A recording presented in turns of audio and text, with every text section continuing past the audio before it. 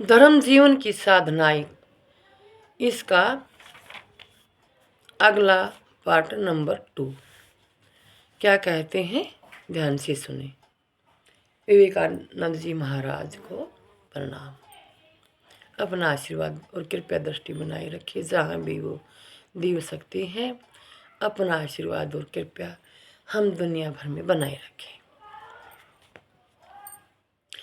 ऐसी कई लहर नहीं जिसके साथ गर्त न हो, संतुलन सर्वत्र अनुस्यूत है। तुम्हारे पास एक वस्तु बड़ी है तो तुम्हारे पड़ोसी के पास दूसरी। जब तुम पुरुष या स्त्री की योग्यता ठहराते हो तो उनके बड़पन के अलग अलग दंड के अनुसार ठहराओ। प्रत्येक का कार्य क्षेत्र भिन्न है।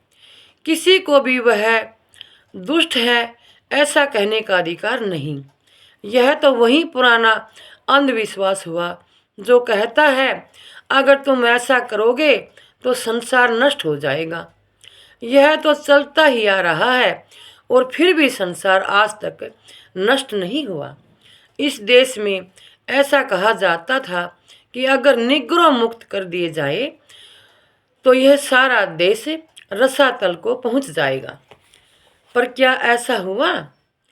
लोग यह भी कहते थे कि अगर साधारण जनता में ज्ञान का प्रसार होगा तो दुनिया का नाश हो जाएगा। पर इस ज्ञान प्रसार ने तो उन्नति ही की। कुछ वर्ष पहले एक पुस्तक छपी थी जिसमें यह बतलाया गया था कि इंग्लैंड का सबसे अधिक बुरा क्या हो सकता है। लेखक ने यह दिखलाया था कि मजदूरी बढ़ती जा रही है और इस कारण इंग्लैंड का व्यापार घटता जा रहा है।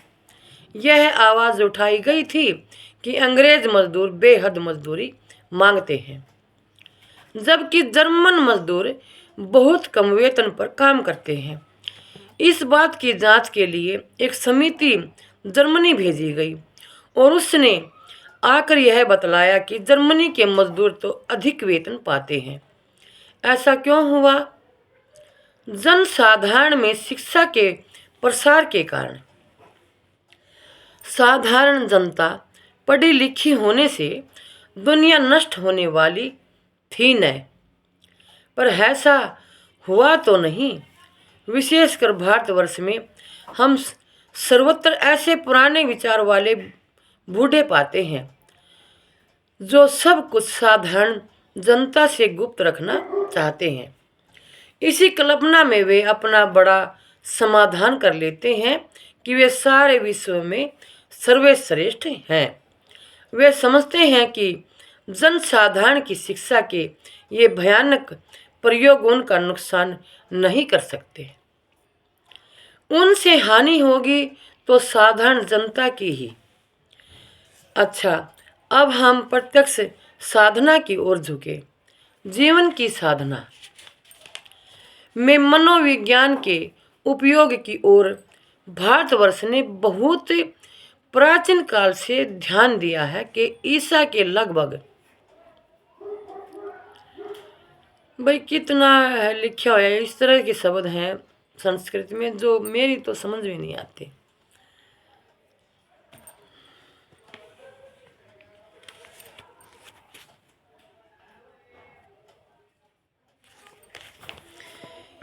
कि ईसा के लगभग वर्ष पूर्व भारत में एक बहुत बड़े तत्वज्ञ हो गए जिनका नाम पतंजलि था।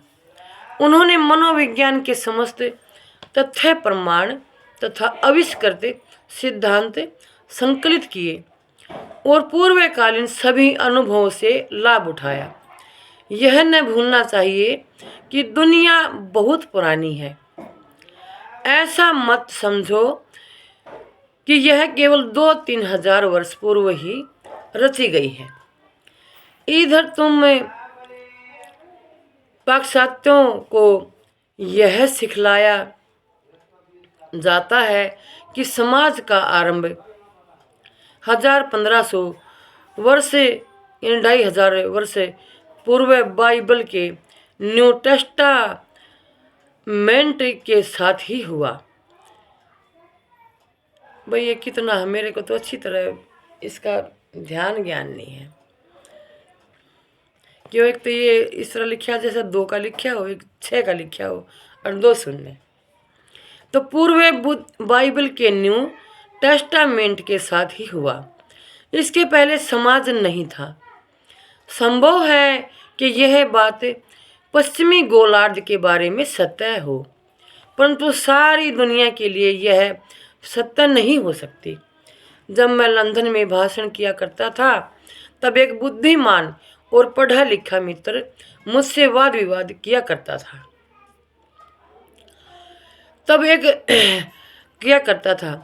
तब एक दिन अपने सारे शस्त्र चला चुकने के बाद वह एकदम बोल उठा, लेकिन यह तो बताओ कि तुम्हारे ऋषि इस इंग्लैंड में हमें ज्ञान देने क्यों नहीं आए?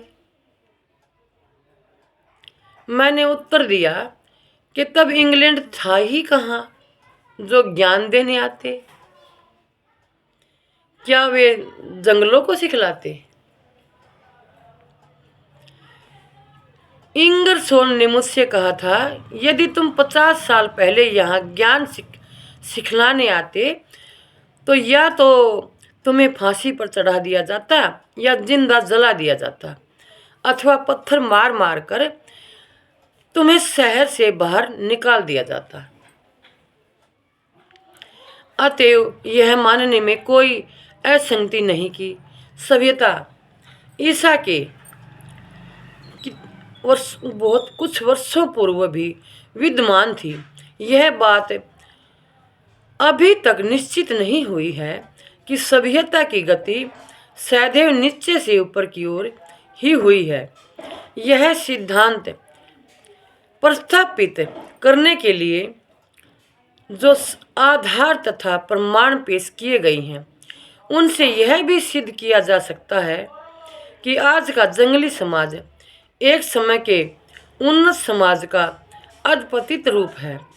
चीन के लोगों का ही उदाहरण लो, उनका कभी इस बात पर विश्वास ही नहीं हो सकता कि संस्कृति का उदय जंगली सतर से हुआ है।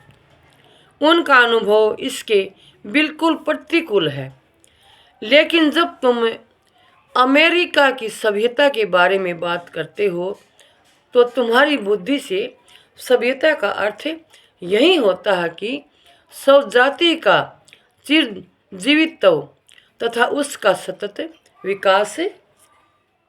यह सहज ही विश्वास किया जा सकता है कि जिन हिंदुओं का आज हजार वर्षों से पतन हो रहा है, वे एक ये 100 वर्ष है, कभी 900 वर्ष है, 1000 है, कुछ नहीं, मेरे को तो सही पता नहीं कि 2 बिंदु 1 800-900 ही होगा से पतन हो रहा है। वे एक समय निश्चय ही विशेष सुसंस्कृत रहे होंगे। इसके प्रतिकूल प्रमाण हम उपस्थित से कर ही नहीं सकते। ऐसा एक भी उदाहरण नहीं है जहाँ सभ्यता आप ही आप पैदा हो गई हो। ऐसा कभी नहीं हुआ कि किसी दूसरा सभ्य जाति के संपर्क में आए बिना कोई जाति उन्नत हो गई हो। सभ्यता का उदय पहले 1 या 2 जातियों में हुआ होगा और फिर ये जातियाँ दूसरी जातियों से मिली, उन्होंने अपने विचार फैलाए और इस तरह सभ्यता का विस्तार हुआ।